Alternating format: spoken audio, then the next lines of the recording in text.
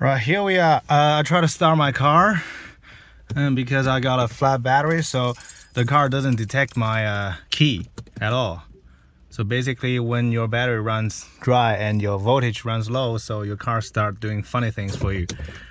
In the short word, we cannot start a car anymore. So that's why I'm gonna open the bonnet and try to jump start my car. I got this GBX45 Noco boost jump starter, which is a great thing. I think I've spent around 180 or 200 from Amazon, and yeah, had a few successful starts. So let's see what we can do with this.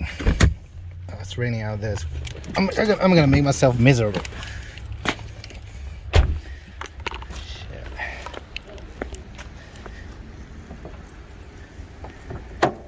Here we are. So I know my car, it's an Infiniti, and the battery is actually not as traditionally exposed. So from YouTube, I know my positive side is here. I removed the cover. Hope the rain doesn't get in. And remember to always do not turn on the power before you hook your clamp to the positive side. So now I'm hooked to the positive, and for negative you just hook to any ground. Ground means, you know, any bare metal you see on the car. Hopefully it's far enough from the positive side. Let's say here looks far enough. And now you press start, and the indicator will do. And then I don't know whether you guys can hear it, but my car is starting making noise. That means I think the power system is normal now. Let's go back to the car, and now you can see, bang, get my power back. CMC Markets. Visit cmcmarkets.com. Yes, welcome back to Sports Day. Big week on the footy front. Not only have we had all the... That's bad. It doesn't work. Try it again. Right, I got this.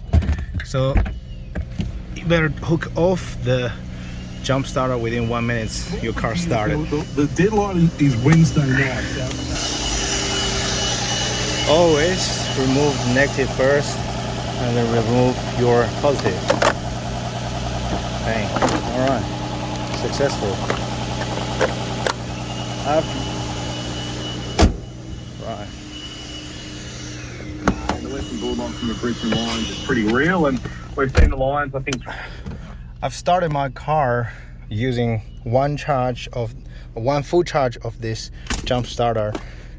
I think I've started 4 or 5 times since the last time I fully charged this starter. So there you go. If you want to buy a jump starter, I'm not sponsored by this company, but this is something handy, and you should always have it in your car if you're running a old car, or you have a bad battery that needs to be replaced, but you cannot book appointment in recent days, which is my case.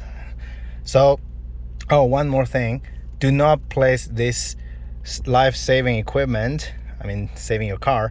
So do not place this life-saving equipment in your boot. Do not, because for my car, if I want to open my boot, I need to press this button. But this button here was powered by electric. So when you do not have electric, well, so far I haven't found any physical button, mechanical button anywhere in my car within the cabin, so I cannot open the boot without power. But if I have power, I don't need this one anymore. So beware of that if your car is like mine. It sucks, really. All right, thanks for watching. Bye.